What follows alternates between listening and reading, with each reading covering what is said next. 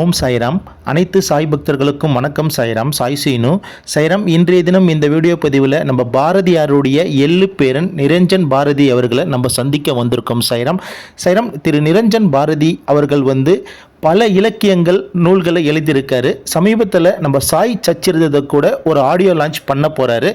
இந்த நிலையில் அவருடைய வாழ்க்கையில் சாய் எப்படி உள்ளு வந்தார், அதே போல் சைரம் திரு நிரஞ்சன் பாரதி அவர்களுக்கு நீண்ட நாட்களாக குழந்தை பாக்கியம் இல்லை. அப்போ பாபாண்ட பிரார்த்தனை பண்ணுறாரு. இந்த நிலையில் அவருக்கு குழந்தை பாக்கியம் கிடைக்கிது. அப்போ அந்த குழந்தை கருவில் இருக்கும் பொழுதே ஒரு பிரச்சனை ஏற்படுது. டாக்டருங்கள் சொல்கிறாங்க, இந்த குழந்தை இந்த ப்ராப்ளத்தால் பாதிப்பு இருக்கலாம், அதனால் ஸ்கேன் எடுங்க அப்படின்னு சொல்கிறாங்க. பாதிப்பு சரியாகலாம், இல்லை சரியாகாமல் போகலாம், எங்கள் கையில் எதுவும் இல்லை அப்படின்னு சொல்கிறாங்க. இந்த நிலையில் திரு நிரஞ்சன் பாரதி அவர்கள் அவருடைய நண்பர்கள் மூலமாக பாபாவை அறியப்படுறாரு. அப்போ பாபா மேலே தன்னம்பிக்கையும் பக்தியும் அதிகமாக கொடுக்குறாரு. சைரம், இந்த நிலையில் பாபாவுடைய ஆசீர்வாதத்தால் திரு நிரஞ்சன் பாரதி அவர்களுக்கு எந்தவித குறைபாடு இல்லாமல் குழந்தை ஆரோக்கியமான முறையில் பாபா மீட்டு கொடுத்துருக்காரு. அந்த குழந்தை ஆரோக்கியமான முறையில் பிறந்திருக்கு. இந்த குழந்தைக்கு சாய் கிருபா அப்படின்னு பாபாவுடைய பேரே வச்சிருக்காங்க. ஏன்னா பாபா தான் தன்னுடைய குழந்தையை மீட்டு கொடுத்திருக்காரு. அதனால பாபாவுக்கு கோடான கோடிகள் நன்றி தெரிவித்து சாய் கிருபான்னு சொல்லிட்டு பேரை வச்சிருக்காங்க. அதே போல பாபாவுடைய சச்சரிதத்தை புதுமையான ஒரு வடிவில் சீக்கிரம் கொண்டு வர போறாரு. மற்றும் இலக்கியத்துறையில் பல விஷயங்களும் எடுத்து சொல்லியிருக்காரு. அதுக்குண்டான ஒரு வீடியோ பதிவு தான் இந்த வீடியோ பதிவு. இந்த வீடியோவை முழுமையாக ஸ்கிப் பண்ணாம பாருங்க. சைரம். ஓம் சைரம், ஜெய் சைரம், அல்லா மாலிக். ஓம் சாய்ராம். மகாகவி பாரதியாரினுடைய எள்ளு பேரன், கவிதை சொல்லும் பேரன் அவர் இல்லத்துக்கு வந்திருக்கிறோம்.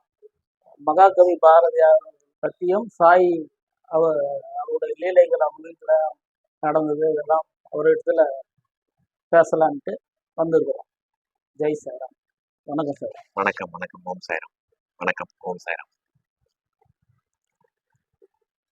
பாரதியுடைய எள்ளு பேரன் நூலுக்கும் பாரதியாருக்கும் எப்படி, எந்த அப்பா வகையில அம்மா வகையில? அப்பா வகையில தான் பாரதியார் எனக்கு உறவு. பாரதியாருக்கு 2 மகள்கள், தங்கம்மா பாரதி, சகுந்தலா பாரதி அப்படின்னு. தங்கம்மா தான் மூத்தவங்க. நான் தங்கம்மா பாரதி வழியா தான் வந்திருக்கேன். தங்கம்மா பாரதிக்கு 5 குழந்தைகள் மொத்தம். அதுல ஒருத்தங்க லலிதா பாரதி அப்படின்னு, அவங்க என்னுடைய பாட்டி. 2 வருஷம் முன்னாடி தான் இறந்து போனாங்க. லலிதா பாரதி அவர்களுக்கு 2 மகன்கள், அர்ஜுன் பாரதி, ராஜ்குமார் பாரதி அப்படின்னு. ராஜ்குமார் பாரதி இளையவர். என்னுடைய தந்தை அவர் தான். இதுதான் பாரம்பரியம், நேரடி வாரிசு. நான் பாரதியாருடைய பேத்தியினுடைய பேரன். பாரதியாருக்கு அப்புறம் 4வது நேரடி தலைமுறை. இப்படிதான் சம்பந்தம். காலமா இப்போ எந்த திரைப்படத்துக்கு பாடல்கள்? நான் ஒரு 2011ஆம் ஆண்டுலேருந்து தமிழ் திரைப்படத்துறையில் இருக்கேன். மங்காத்தா தான் என்னுடைய முதல் படம். கண்ணாடி நீ கஞ்சாடினா என் வீடு நீ பூஞ்சன்னலாம், அதான் என்னுடைய முதல் பாட்டு. யுவன் சங்கர் ராஜா சாருக்கு நிறைய எழுதியிருக்கேன். பெண்ணே என் நெஞ்சில் சாய்ந்து சாய்க்கிறாய், அதுவும் என்னுடைய பாடல் தான். இப்ப சமீபத்துல ஸ்டார் அப்படிங்கிற ஒரு திரைப்படத்துல பாடல் எழுதியிருக்கேன் யுவன் சாரோடைய மியூசிக்ல. திரைப்பட பயணம் அது ஒரு பக்கம் போயிட்டு இருக்கு. கவிதைகளும் எழுதுறது. வானமே ஒன்று இல்லை என்ன, அப்புறம் மாமகள் போற்றுவோம் அப்படின்னு 2 கவிதை தொகுப்புகள் வெளியிட்டிருக்கேன். பாரதியாருடைய புதிய ஆத்திச்சூடிக்கு விளக்கு உரை அந்த நூல் எழுதி வெளியிட்டிருக்கேன். அப்புறம் அவருடைய தேசபக்தி பாடல்கள் முதல் கட்டமா ஒரு 15 பாடல்களுக்கு உரை எழுதி அதுவும் நூலா கொண்டு வந்திருக்கேன். இதுதான் என்னுடைய இலக்கிய பங்களிப்பு. இப்போ சாயாற்றுப்படை அப்படிங்கிற என்னுடைய ஒரு கனவு ப்ராஜெக்ட்னு அதை சொல்லலாம். சாய்பாபாவுடைய வாழ்க்கை வரலாறு, சாய் சச்சரிதம் எல்லாருக்கும் தெரியும். அதை ஒரு கவிதை நடையில, ஒரு காவியம் மாதிரி அந்த சாய்பாபாவுடைய வரலாற்றை ஒரு காவிய நடையில நல்ல ஒரு செழுமையான தமிழ்ல மக்களுக்கு கொடுக்கணும் அப்படிங்கிற ஆசை. இப்போ சாய் சச்சரிதம் எல்லோருக்குமே தெரியும். அது உரைநடையில தமிழ்ல எழுதியிருக்காங்க. அது கொஞ்சம் கடுமையான தமிழா எனக்கு பட்டது. நாமளும் இந்த மாதிரி அது சரியில்லை இது சரியில்லைன்னு சொல்றதுக்கு நாமளே ஒண்ணு பண்ணிடலாமே, அது நமக்கு ஒரு புண்ணியமாவது இருக்கும். நாம சாய்க்கு ஏதாவது சாய் இலக்கியம் அப்படின்னே ஒரு துறை வரணும்னு எனக்கு ஆசை. பாபா கண்டிப்பா ஏற்படுத்துவார். ஆமா, அது ஒரு ஆசை எனக்கு, அவருடைய பக்தன் அப்படிங்கிற முறையில. அதனால அந்த பணி ஆரம்பிச்சு செஞ்சுக்கிட்டு இருக்கேன். அது ஒரு பெரும் பணி, நிறைய ஆராய்ச்சியெல்லாம் செய்ய வேண்டியிருக்கு. சில பல வருடங்கள்ல கண்டிப்பா அது வெளியாகும். சாயோடைய அருள்னால கூடிய சீக்கிரம் வந்து பக்தர்களுடைய கையில அது இருக்கும். இது பாபாவுடைய மிராக்கள் எதனா உங்களுக்கு உங்க ஃபேமிலிலயோ உங்களுக்கோ நடந்திருக்குங்களா? ஆஹ் நடந்திருக்கு. அதாவது அன்றாடம் நிறைய நடக்குது. அவரை பொறுத்த வரைக்கும் சின்ன மிராக்கிள், பெரிய மிராக்கிள்லாம் கிடையாது. எல்லாமே மிராக்கிள் தான். நம்ம தான் அது சின்னது, பெருசு அப்படின்னு பார்க்குறோம். ரொம்ப நாளா எனக்கு குழந்தை பாக்கியம் இல்லாம இருந்தது.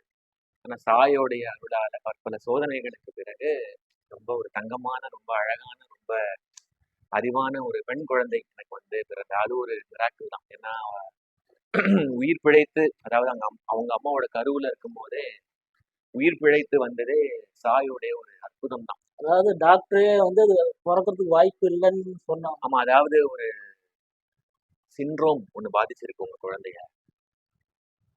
அது வந்து ஆபத்தா ஆகலாம், இல்லாமலும் போகலாம். முடிவு உங்க கையில. ஒரு ஸ்கேன் எடுத்து பார்த்தா நமக்கு இன்னும் தெளிவா தெரியும். ஸ்கேன்ல இது அவங்க சில பாராமீட்டர்ஸ்லாம் வச்சிருப்பாங்க இல்லையா? இது இல்லைன்னா ஆபத்து இல்ல. இல்லைன்னா நீங்க முன்கூட்டியே வந்து வேண்டாம்னு முடிவு பண்ணிக்கலாம். டைம் ரொம்ப இல்ல. அப்படின்னு அவங்க டாக்டரா அவங்களுடைய கடமையை செஞ்சாங்க. நான் அப்போ பைத்தியக்காரத்தனமா அவனோட காலை பிடிச்சுக்கிட்டேன்.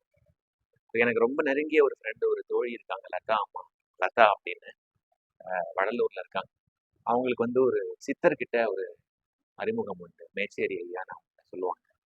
அவங்க வந்து எனக்கு அறிவுறுத்தி, நீ கெட்டியா அவருடைய காலை பிடிச்சுக்கோ. தயவு செய்து உன்னுடைய நம்பிக்கையை வந்து அவர் சோதிக்கிறாரு. இந்த சமயத்துல தயவு செய்து துவண்டு போகாத. தயவு செய்து பின்வாங்காத. யார் சொன்னாலும் எதுவும் கேட்காத.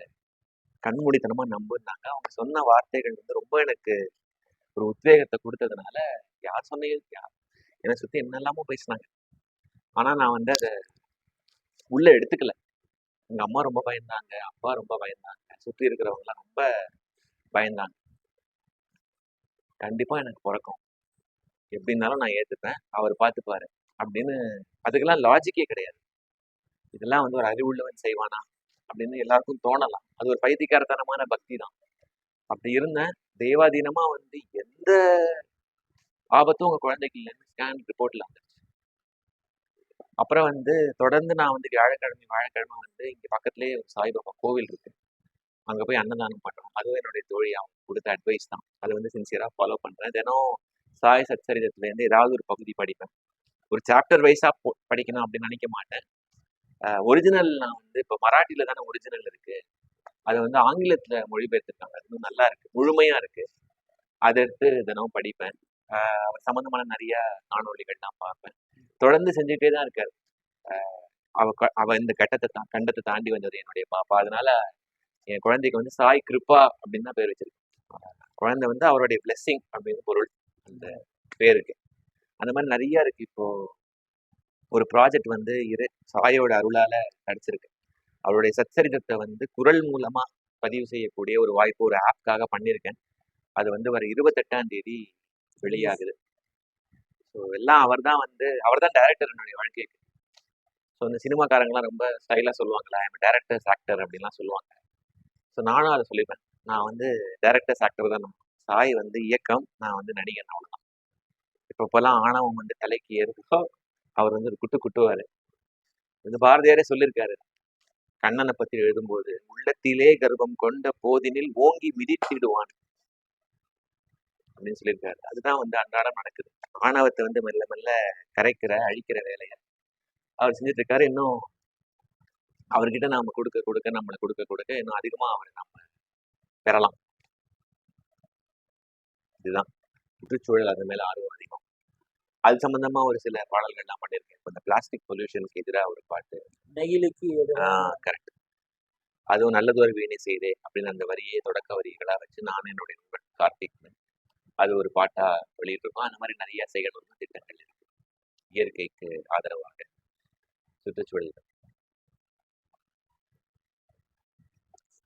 ஷிரடி போய் வந்துட்டீங்கன்னா?